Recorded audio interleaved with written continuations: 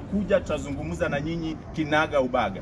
Manake nchi inahitaji uongozi na mjali mwananchi wa kawaida na si kujali tu wachache walio mamlakani.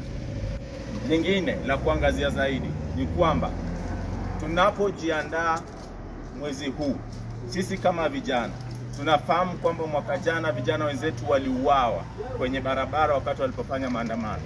Imekaribia zaidi ya mwaka mmoja, lakini haki haijatendeka hata kwa mmoja waliouawa.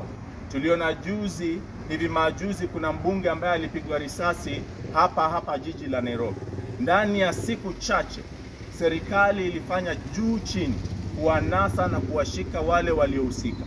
Iweje Rex Masai, David Chege, Eric Cheni waliuawa zaidi ya mwaka mmoja uliopita, pamoja na wengine 63 waliouawa ambao rekodi zao zimetolewa na mashirika mbalimbali za kiserikali na hata zisizokuwa za kiserikali. Kwa fikia leo hakuna hata askari mmoja au mtu yeyote aliyechukulia hatua.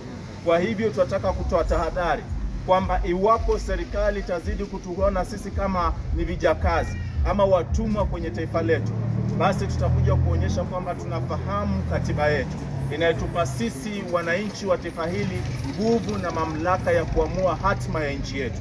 Hatutakimya, hatutasita na tutapambana na nyinyi jinsi mnavyotaka.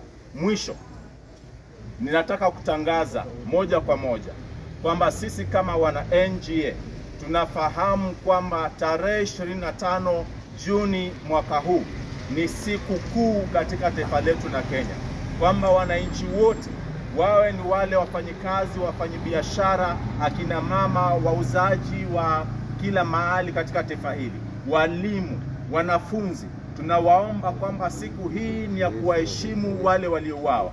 Najua wengi wenyu mnaweza kuwa kwamba sisi tunataka kusumbua. Nia yetu na haja yetu ama hoja yetu si kuisumbua nchi. Hoja yetu ni kutafuta haki. Na